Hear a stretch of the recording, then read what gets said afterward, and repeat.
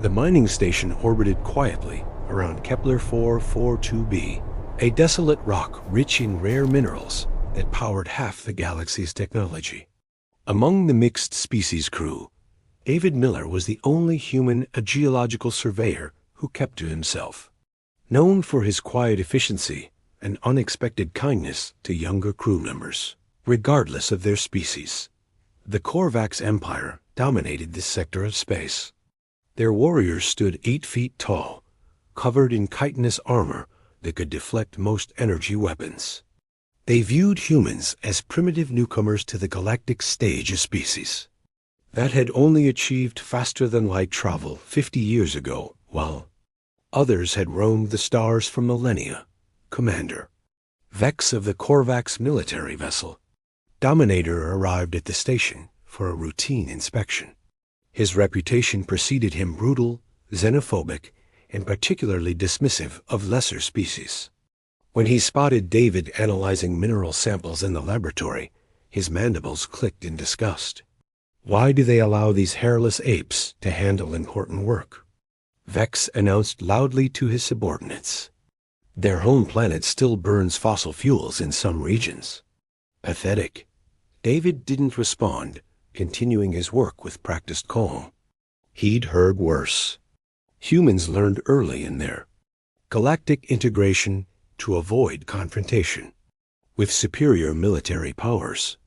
Situation escalated when Vex noticed David's personal datapad displaying photographs of Earth, of David's daughter Emma, who was studying xenobiology on Mars colony, of his late wife Maria, who had died in humanity's first colonial war. Look at this. Vex grabbed the device, his massive clawed hand easily overpowering David's attempt to retrieve it. The ape keeps pictures like a primitive, still clinging to biological reproduction instead of proper genetic cultivation. Please return that, David said quietly, his voice steady despite his racing heart. Those are personal. Vex crushed the datapad in his grip, letting the pieces fall to the floor. Worthless memories of a worthless species. Something shifted in David's expression. For just a moment, other crew members would later testify. His eyes held something they'd never seen in a human before, not anger, but calculation. Cold, precise calculation. I understand, David said simply, bending to collect the broken pieces.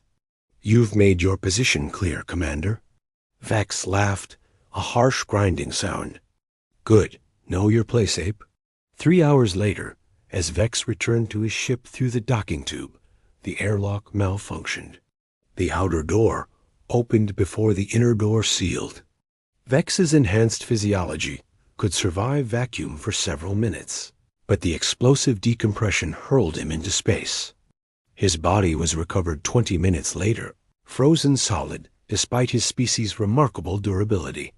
The investigation found nothing suspicious. David had been in the mess hall with 12 witnesses when it happened. The airlock's logs showed a catastrophic system failure, a 1 in a billion chance occurrence. The station's chief engineer, a thorough Altarian named Tom, confirmed that such failures, while extremely rare, were technically possible, but Tom noticed something odd when he reviewed the maintenance logs later that night. Someone had accessed the airlock's secondary systems 2 days prior routine maintenance, properly logged and authorized. Nothing suspicious except for the timing. The work had been done during the station's night cycle when most were sleeping, and the technician's ID belonged to David Miller. Tom kept this observation to himself, especially after David privately mentioned he'd been helping Tom's nephew get into the prestigious Earth Sciences Academy despite the young Altarian's lack of proper documentation. The official report listed Vex's death as an accident. The Korvax Empire, however, suspected otherwise. They couldn't prove anything, but they remembered, and they began to watch humanity more closely.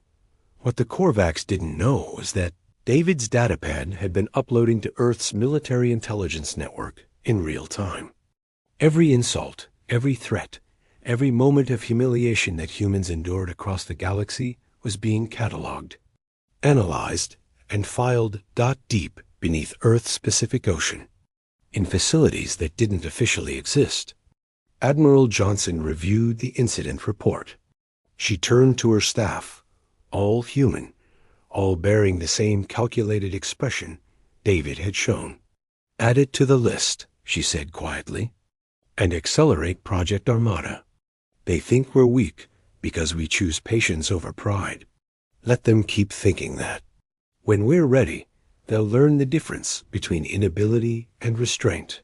The murder of one human by accident or perhaps by design had set something in motion.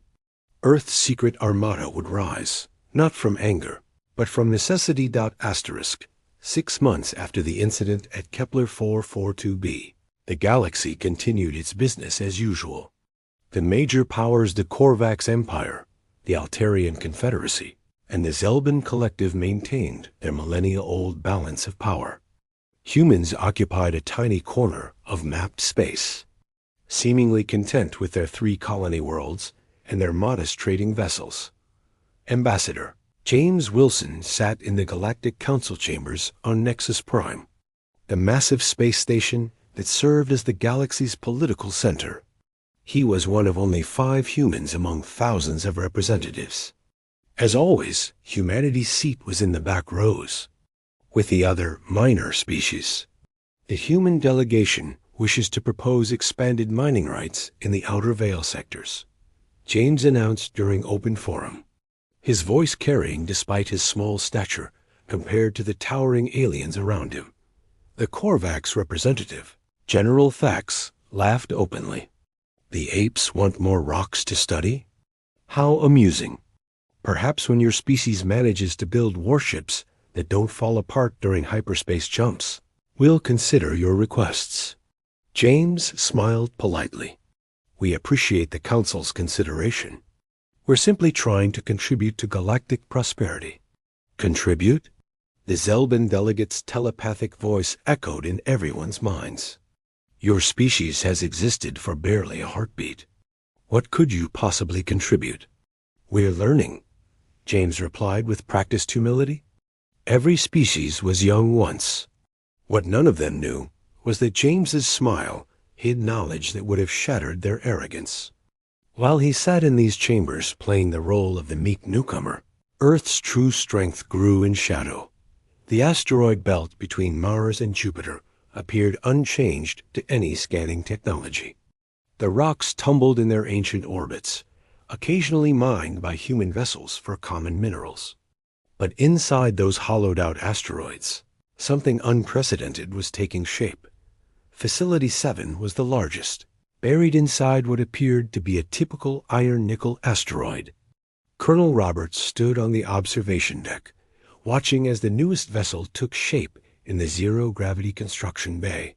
The ship was unlike anything the galaxy had seen, not because it was more advanced, but because it was built on entirely different principles. "Status report," Roberts called out. "Hull composition at 90%. "Sir," Lieutenant Anderson replied from her station. "The adaptive armor is responding perfectly to all tests. The Korvax won't know what hit them. Their weapons are calibrated for standard shield frequencies and known armor types. The secret wasn't just the ships. It was the approach. While other species had developed their technology over millennia, becoming set in their ways, humans had done something different. They had studied every species, every technology, every weakness. And then they had innovated. "Sir, incoming transmission from Earth Command," the communications officer announced. "Admiral Johnson wants an update on Project Ghost." Roberts smiled grimly. Project Ghost was his personal favorite ships that could mimic the sensor signatures of common civilian vessels, cargo haulers that were actually battle cruisers in disguise. The galaxy's powers relied on their sensor technology, never considering that someone might design ships specifically to fool those sensors. Down in the testing chambers, Captain Lee supervised the newest batch of pilots. They weren't chosen for their reflexes or their courage, though they had both. They were chosen for their ability to think differently, to see patterns others missed, to find victory in apparent defeat. Remember, Lee addressed the pilots. Every species in this galaxy has been fighting the same way for thousands of years. They're predictable because they can't imagine anything else. We've been watching them for 50 years, learning their every move. They think our short history makes us weak. Instead, it makes us adaptive. The pilots nodded, understanding. They'd all lost someone to alien prejudice or violence. Not in wars humanity had avoided those, but in accidents like David Miller's death, in misunderstandings that left human traitors dead, in justified responses to imagined slights. Earth's government maintained the facade perfectly. They increased funding to cultural exchange programs, sent their brightest students to alien universities, and always appeared grateful for any scrap of respect thrown their way. The president even issued a public statement about learning from more advanced civilizations, but in the darkness between stars, in facilities that didn't exist on any official record, humanity prepared. Not for conquest, that was the thinking of empires like the Korvax. Humanity prepared for survival, and for justice. The fleet grew daily. Ship after ship, each one a perfect blend of stolen knowledge and human innovation. The galaxy slept peacefully, secure in humanity's weakness. They would learn otherwise soon enough. Asterisk. 1 year had passed since David Miller's death, and the galaxy barely remembered the incident. But humanity never forgot. Every injustice was catalogued, every death remembered, every humiliation fuel for the Forge. The breaking point came on New Sydney, humanity's newest colony world. It was a peaceful settlement of 50,000 souls, scientists, farmers, families seeking a fresh start among the stars.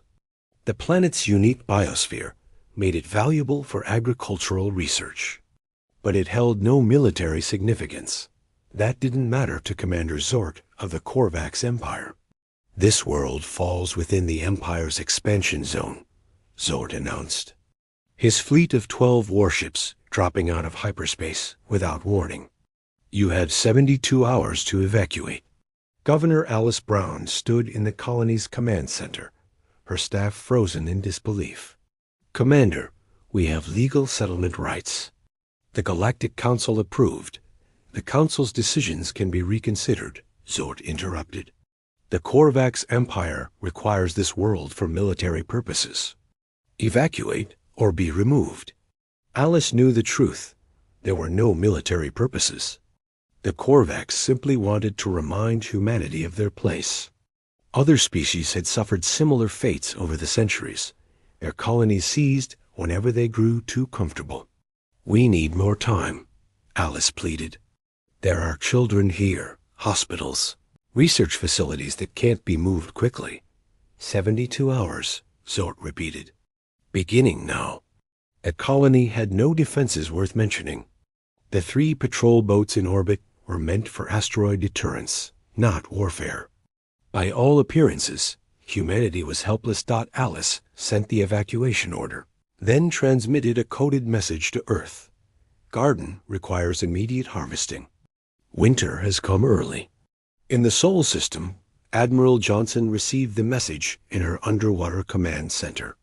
She turned to her senior staff, all of whom had been waiting for this moment. Authorization code Omega, she said quietly. Activate the Armada. Across the solar system, asteroids began to break apart, not from impacts, but from within.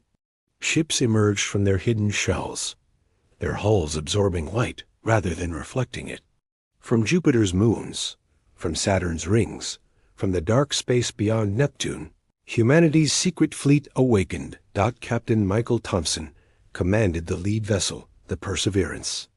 His crew had trained for 3 years in complete isolation, running countless simulations of this exact scenario. Every member had lost someone to alien violence or contempt. All ships report readiness, Thompson ordered. One by one, 500 vessels confirmed their status. It wasn't the largest fleet in the galaxy, but it didn't need to be. Each ship was designed to exploit specific weaknesses in Korvax technology, weaknesses the Empire didn't even know they had. "Sir," Lieutenant Commander White reported, "the ghost ships are in position. The Korvax won't detect them until we want them to." Meanwhile, at New Sydney, the evacuation proceeded slowly. Zope grew impatient, ordering warning shots fired at the colony's space elevator. The massive structure shuddered, but held barely. "Incompetent apes," Zort muttered to his bridge crew. "They can't even evacuate properly. Perhaps we should help them understand urgency." He ordered his ships to target the colony's power grid, not to destroy it yet, but to demonstrate Korvax superiority. The blast knocked out electricity to half the colony. In the hospitals, backup generators kicked in, but everyone understood the message. Governor Brown stood in her darkened office, counting down the hours. 36 hours since the ultimatum. 36 hours for the fleet to arrive. They just had to survive. On Earth, the president held an emergency session of Parliament. To the few who weren't in on the secret, he appeared panicked, desperate. He authorized an immediate diplomatic protest to the Galactic Council, begging for intervention. The Council's response was predictable. The Altarian representative expressed concern. The Zelban offered to help coordinate refugee resettlement. The other minor species said nothing, knowing they could be next dot in the darkness of space. Humanity's armada moved. They didn't use standard hyperspace lanes. They had mapped their own, routes that would bring them to New Sydney from unexpected angles. The journey would take 60 hours. Back on the Korvax flagship, Zort reviewed intelligence reports. "Earth is mobilizing their entire fleet," his tactical officer reported. "All 40 registered vessels." Zort laughed. 40 museum pieces against 12 Korvax warships? Let them come. We'll teach them a lesson about challenging their betters. He had no idea that 40 was just the number humanity wanted him to see. The real number was approaching 500, each one a shadow in the dark, each one carrying humanity's patience transformed into purpose. The evacuation continued, but it was a facade. In the colony's bunkers, weapons were being distributed. If the fleet didn't arrive in time, New Sydney would not fall without a fight. Asterisk, the timer showed 6 hours remaining when the first signs appeared. Korvax sensors detected the approaching human fleet, exactly 40 ships, just as expected. Commander Zort studied the tactical display with amusement. "Look at them," he told his bridge crew. "Flying in standard formation, weapons powered, shields at maximum. They actually think they can fight us." He opened a channel to the human fleet. "This is Commander Zort. Turn back now or be destroyed. This is your only warning." Admiral Johnson's voice came through clear and steady.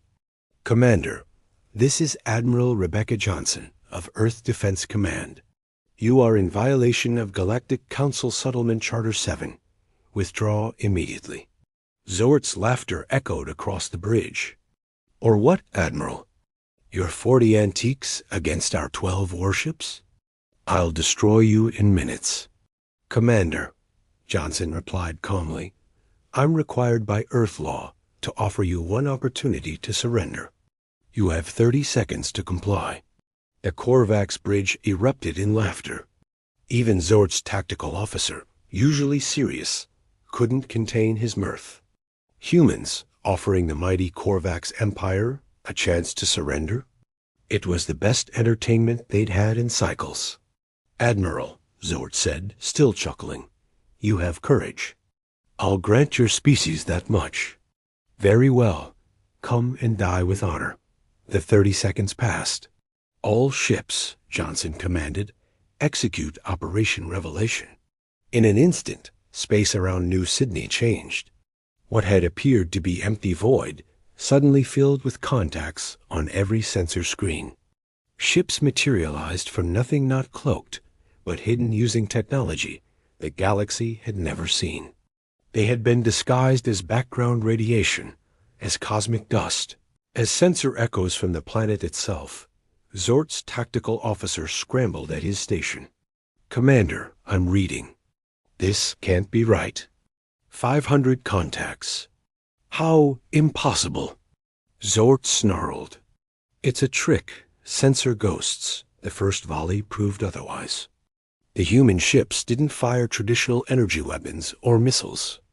Instead, they launched something new: kinetic projectiles accelerated to near-light speed. Too small for point defense to track, too fast for shields to adjust. They punched through Korvac's armor like paper. The Korvac's flagship Dominator took 17 hits in 3 seconds. Each projectile was no larger than a grain of rice, but at relativistic speeds, they carried the force of nuclear weapons. The proud warship's armor, designed to withstand plasma cannons and antimatter torpedoes, crumbled. "Return fire," Zort commanded, but his fleet was already in chaos. The human ships moved unlike anything in recorded galactic warfare. They didn't maintain formation or follow predictable patterns. Each ship operated independently, their movements coordinated by quantum-entangled communication systems that allowed instant coordination without detectable signals. Captain Thompson on the Perseverance watched his tactical display with grim satisfaction. "Phase 2, he ordered. "Deploy the swarm." From 100 human ships, clouds of tiny drones emerged, each no bigger than a basketball, each carrying a small nuclear device. The Korvac's point defense systems, designed to track missiles and fighters, couldn't target thousands of tiny objects, moving in random patterns. The drones attached themselves to Korvac's hulls like parasites. They didn't explode, not yet. They waited. "Commander," Zort's engineer shouted, "we have unknowns attached to our hull. Thousands of them." Before Zort could respond, Admiral Johnson's voice filled his bridge again. "Commander Zort, your ships are now carrying approximately 12,000 nuclear devices.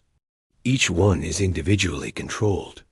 Surrender, or I will turn your fleet into stellar dust." For the first time in his life, Zort felt fear.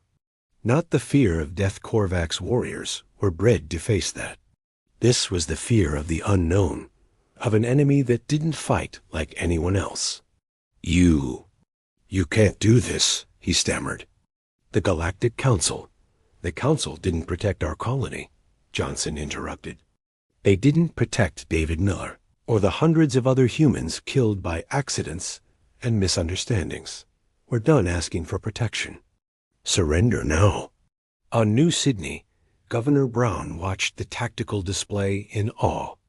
The mighty Korvac's fleet, terror of the galaxy, was helpless. Their weapons couldn't lock onto the agile human ships. Their shields were useless against kinetic weapons, and their hulls were covered with enough nuclear devices to vaporize them instantly. Asterisk. One of Zort's captains broke first. Command Vessel Pride of Korva surrendering. Bloodclaw surrendering. One by one, 11 Korvac ships powered down their weapons. Only Zort's flagship remained defiant. "Never," Zort snarled. "The Korvacs do not surrender to primitives." Johnson's response was clinical. "Captain Thompson, demonstrate." A single drone detonated on Zort's hull. The explosion tore a hole 50 meters wide in the ship's armor. Atmosphere vented into space, along with several unfortunate crew members. "The next one will be in your engine core," Johnson stated.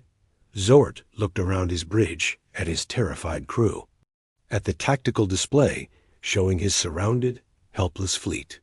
His mandibles clicked in defeat. "We surrender." Asterisk. The images spread across the galaxy within hours.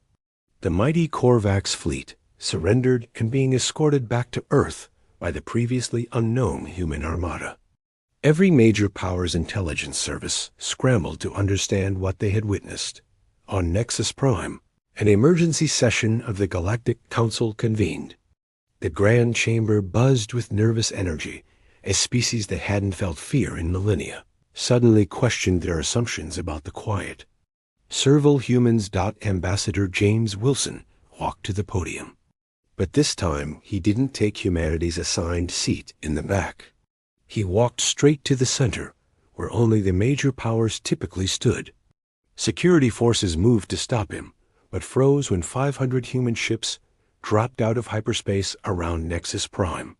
"Distinguished representatives," James began, his voice carrying new authority, "humanity has something to say." The Zelban delegate's telepathic voice rippled with indignation. "This is an act of war. You dare threaten the Council." "We threaten no one," James interrupted, something no minor species had ever done. "We're simply done being threatened. For 50 years, we've endured your contempt, your violence, your casual cruelty.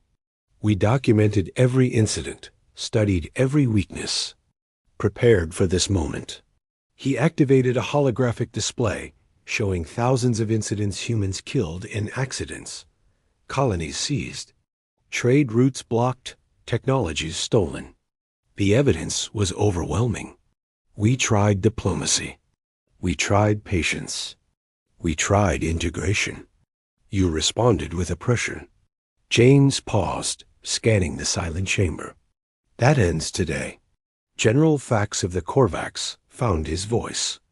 "You cannot stand against the combined might of—" "Actually, we can," James cut him off. "Would you like a demonstration?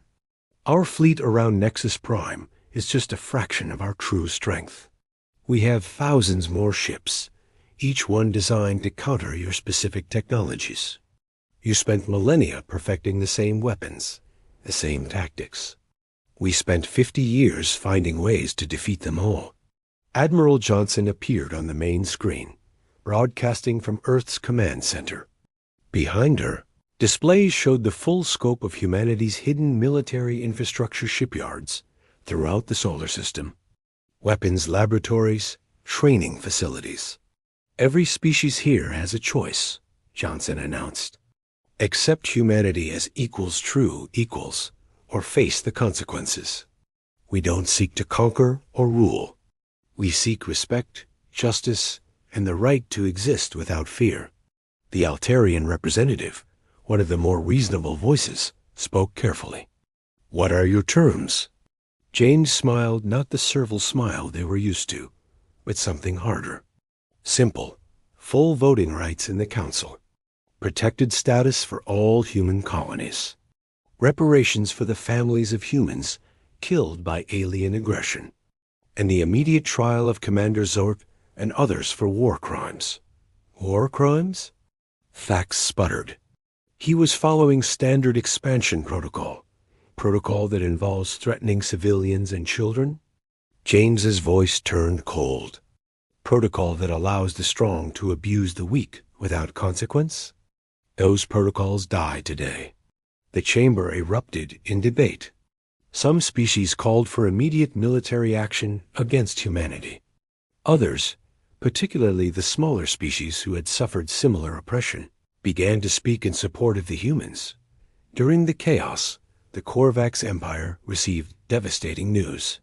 3 of their core military installations had been infiltrated by human operatives months ago. Explosive charges were discovered attached to critical systems charges that had been there, undetected, for who knew how long. The message was clear.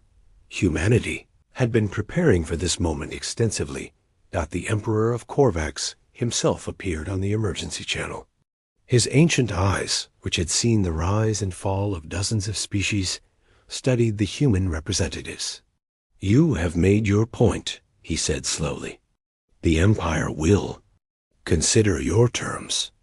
One by one, the other major powers agreed to negotiate. They had no choice. In 50 years, humanity had gone from newcomers to the galaxy's most dangerous species, not through superior technology or numbers, but through innovation, determination, and the focused fury of a people pushed too far. On New Sydney, the colonists emerged from their bunkers to find their world still theirs. Children played in the streets again. Scientists returned to their laboratories. Life continued, but everything had changed. Governor Alice Brown stood in her office, looking up at the stars. For the first time since humanity had entered the galactic community, those stars didn't seem threatening. They seemed full of possibility. Earth's secret armada remained deployed, a visible reminder that humanity's patience had limits. The galaxy had learned a valuable lesson. It's not the size of the species in the fight, but the size of the fight in the species and humanity. They had finally shown the galaxy that when pushed to the brink, when their children were threatened, when their people were murdered, they didn't break. They rose. The end asterisk.